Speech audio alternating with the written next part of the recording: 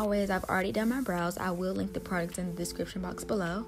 But I like to go in and also spritz my face before I get started with the Milani Make It Last setting spray. And I follow up with a primer, and I'm using the YSL Blur Primer that I was gifted. And you guys, I am in love with this primer. I swear by it. I've been using it for a month now. The packaging is absolutely gorgeous.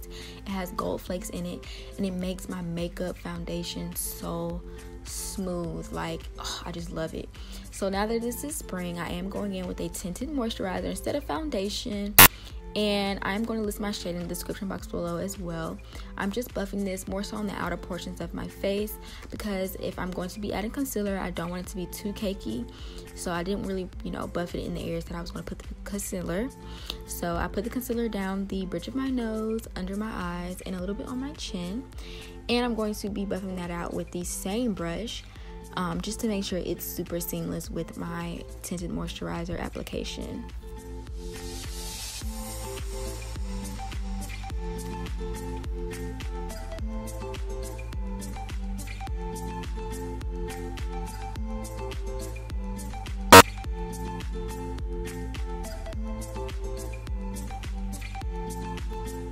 And of course, I will be setting my concealer with the Sacha Buttercup setting powder, and this is like in the banana yellow shade.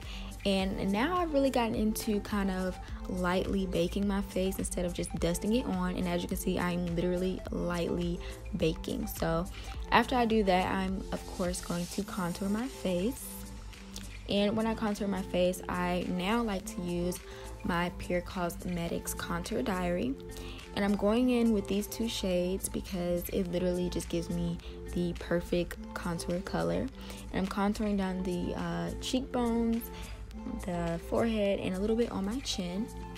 And as I'm doing this, I am allowing the powder to pretty much bake. And then after this, of course, I'm going to go in and dust off that bake.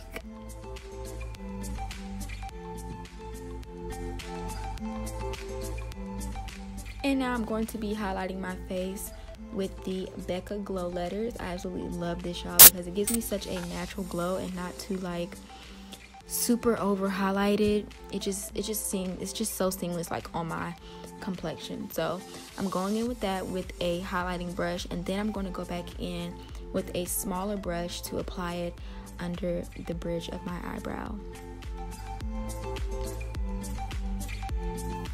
And then after that, I did apply some lashes.